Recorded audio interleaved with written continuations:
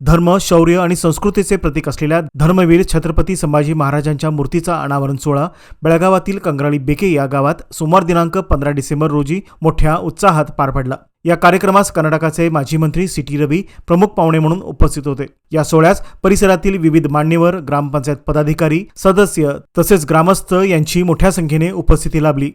कार्यक्रमात बोलताना सी.टी. रवी यांनी छत्रपती शिवाजी महाराज आणि धर्मवीर संभाजी महाराज यांच्या ऐतिहासिक योगदानाचा उल्लेख करत त्यांच्या त्यागामुळेच हिंदू समाजाचे अस्तित्व टिकून असल्याचे प्रतिपादन केले। त्यांनी हिंदू समाजाने भाषा व प्रांतभेद विसरून एकसंघ राहण्याचे आवाहन केले। बटेंगे तो कटेंगे, एक है तो सेफ है असा संदेश देत त्यांनी उपस्थितांमध्ये एकतेचा निर्धार निर्माण केला। या कार्यक्रमात भाजपचे माजी मंडळ अध्यक्ष धनंजय जाधव, महाराष्ट्र एकीकरण समितीचे नेते शुभम शेळके तसेच श्री शिवप्रतिष्ठानचे हिरामणी मुचंडी यांनीही आपले मनोगत व्यक्त केले। उद्घाटन सोहळ्यास ग्रामपंचायत अध्यक्ष, उपाध्यक्ष व सदस्यांसह भाजप नेते प्रदीप पाटील, यल्लोजी पाटील, महिला व युवक आणि ग्रामस्थ मोठ्या संख्येने सहभागी झाले होते। या ऐतिहासिक कार्यक्रमामुळे गावात राष्ट्रभक्ती, सांस्कृतिक जाणीव आणि सामाजिक ऐक्याचे नवचैतन्य निर्माण झाल्याचे चित्र पाहायला मिळाले। ಅದಕ್ಕೆ ಅವಕಾಶ ಕೊಡದೈತಿದ್ದು ಯಾರು ಅಂತ ಹೇಳಿದ್ರೆ ಛತ್ರಪತಿ ಶಿವಾಜಿ ಮಹಾರಾಜರು। ದುರ್ದೈವ ಸಂಗತಿ ಅಂತಹ ಛತ್ರಪತಿಯವರನ್ನ ರಾಷ್ಟ್ರೀಯ ನಾಯಕ ಅಂತ ಘೋಷಣೆ ಮಾಡಬೇಕಾಗಿತ್ತು।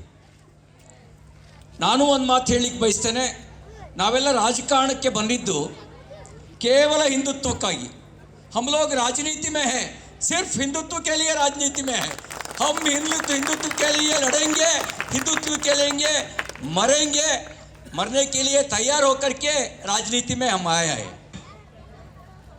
आमच्या राजाने हिंदुत्वासाठी, देशासाठी, धर्मासाठी कसं बलिदान दिलं, जगावं तर कसं आणि मरावं तर कसं, ह्या माझ्या राजाने सांगितलं, शिकविलं। त्या धर्मवीर संभाजी राजांची मूर्ती आज इथं स्थापन होते। 14 मे 1657 ते 1669 फक्त अवघं 33 वर्ष, आणि ह्या 33 वर्षामध्ये 121 लढाया धर्मवीर संभाजी महाराजांनी लढल्या आणि एकही हरले नाही। हा माझा राजा शेवटी औरंग्यानं महाराष्ट्राच्या पवित्र धर्तीवर पाय ठेवला। 9 वर्ष तो पळत होता,